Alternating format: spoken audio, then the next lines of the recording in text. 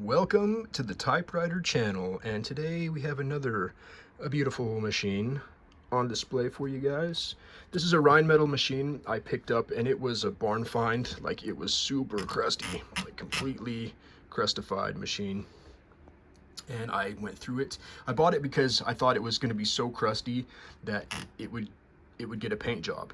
But after going through it and polishing it out and cleaning it up and spending a lot of time on it, I just decided to keep it this I don't know, it's like a mocha coffee color. I don't know if you guys can, if it translates well onto the video.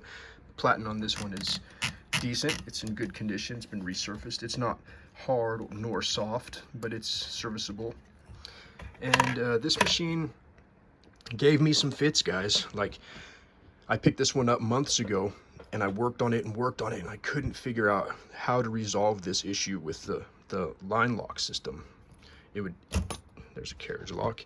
It would hit the line lock, and then when I would hit the margin release, it would jump like a whole extra space, and the line lock wasn't working, and it was confusing me. I was adjusting the wrong things. The line lock system is actually attached to the bell, and I was not even close to the bell when I was doing my work.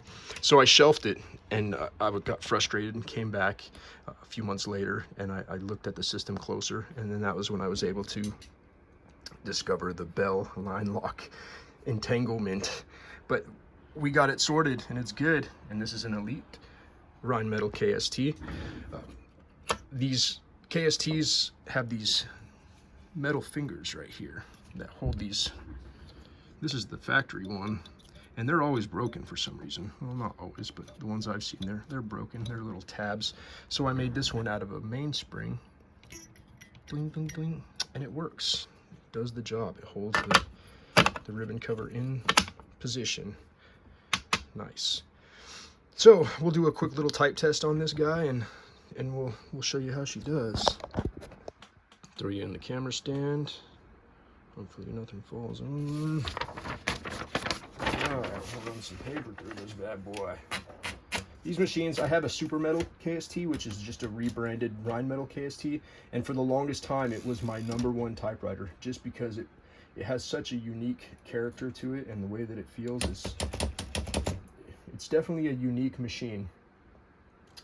It got surpassed by my Halda portable once I got that, but it's still up there in my higher echelon of typewriter feel. Oops. Help if you have some ink in there.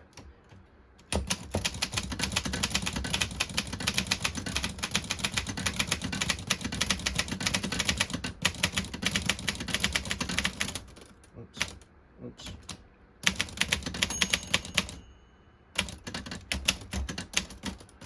See?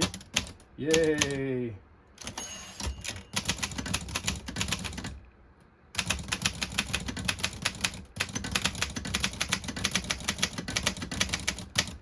Let's do a little red action for you. This is a red test. Exclamation? Nope. Exclamation. Cool.